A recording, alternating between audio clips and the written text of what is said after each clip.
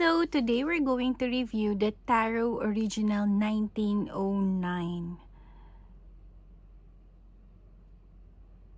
by Arthur Edward Waite and Pamela Colman Smith. Ito pala yung original.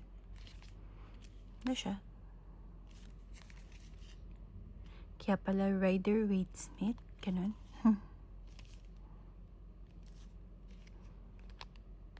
So, open na natin siya. Ang hirap buksan nito. Wait lang. Ayan, open ko na. Ito pala yung nakikita ko sa mga YouTuber.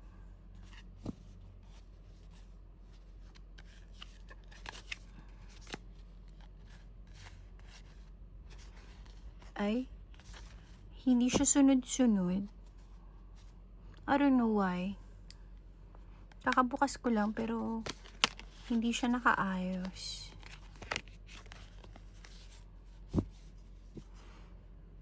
Okay lang yan. Ayusin ko muna. So yan, inayos ko na siya. Hindi ko alam kung ano, shuffle ko ba to? Nakalimutan ko siguro. So, ayun. Wala siyang guidebook, no? Waite Tarot Company. Yung unang card. Pangalawang card. What we see in the symbology of the tarot derives in the large measures from our own intuition, and once revealed reflects back upon each of us to further enrich our lives. Pwede ba mag-reverse? Yes, pwedeng mag-reverse. Hindi siya halata. Ito yung reverse, ito yung upright. Nakikita ko tong standard na gamit ng mga tarot reader. Ito pala siya. Yung back kasi naaalala ko. Okay. So, let's start. Ano pala? A standard size of tarot, no? Standard size of tarot siya. And then, maganda yung klase ng card, makapal. So, pang matagalan. Ayan.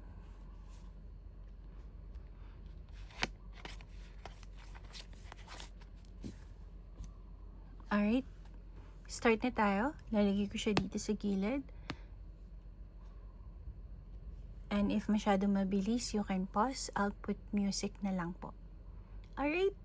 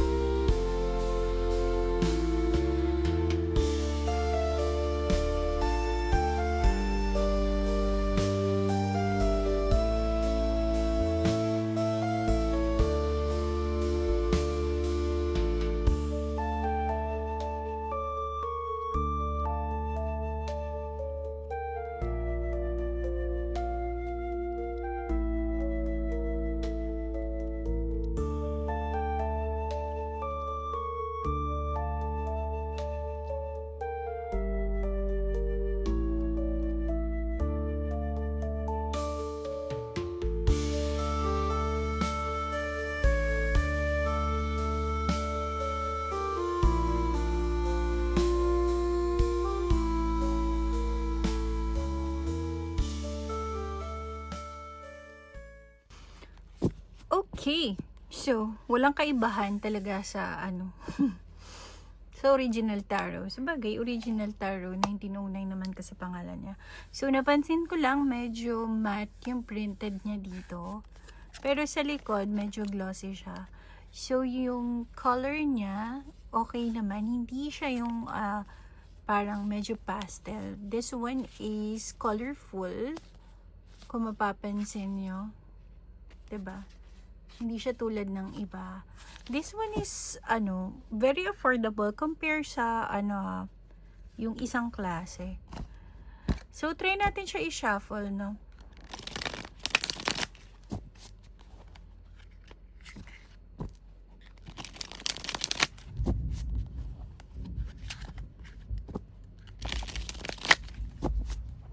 Ano ang lumabas? 3 of Wands.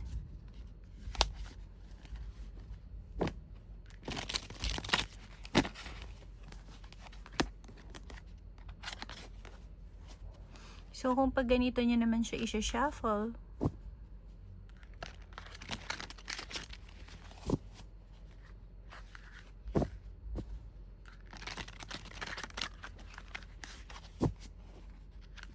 nagkakaibahan lang sila dun sa likod. Design ng likod. Okay lang din, pero pag ganito,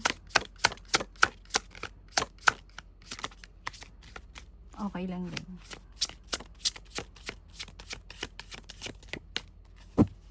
Ayan.